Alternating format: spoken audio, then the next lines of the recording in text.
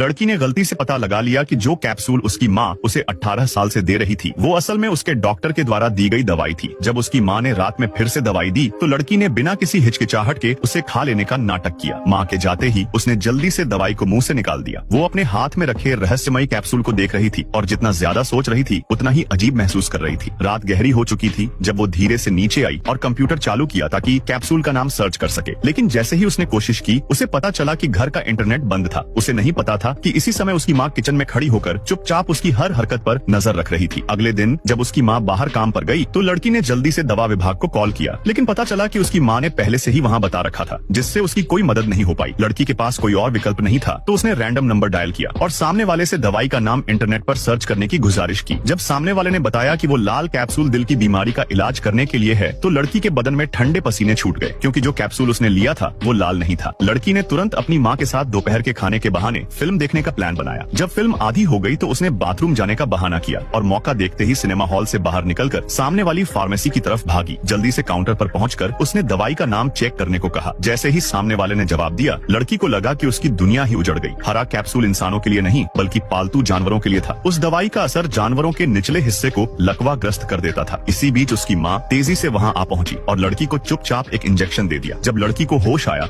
तो उसने टेबल पर खाना रखा देखा। वो तुरंत दरवाजा खोलने दौड़ी, लेकिन पाया कि दरवाजा बाहर से बंद था। जल्दी से चाबी उठाई और ताला खोलने की कोशिश की, लेकिन कुछ नहीं हुआ। उसे समझ आया कि दरवाजा बाहर से फंसा हुआ है। फिर उसने खिड़की खोली और बाहर झांका। उसने पहले खाना खाया ताकि थोड़ी ऊर्जा मिले, फिर मुंह में पानी भरा और अपने औजार लेकर खिड़की से बाहर निकल गई। धीरे धीरे रेंगते हुए वो अपनी माँ के कमरे तक पहुंची। पहले उसने सोल्डरिंग आयरन से कांच में छेद किया, फिर मुंह से पानी छिड़का जिससे कांच तुरंत टूट गया। लेकिन जैसे ही वो कमरे में घुसी अचानक उसका अस्थमा भड़क उठा।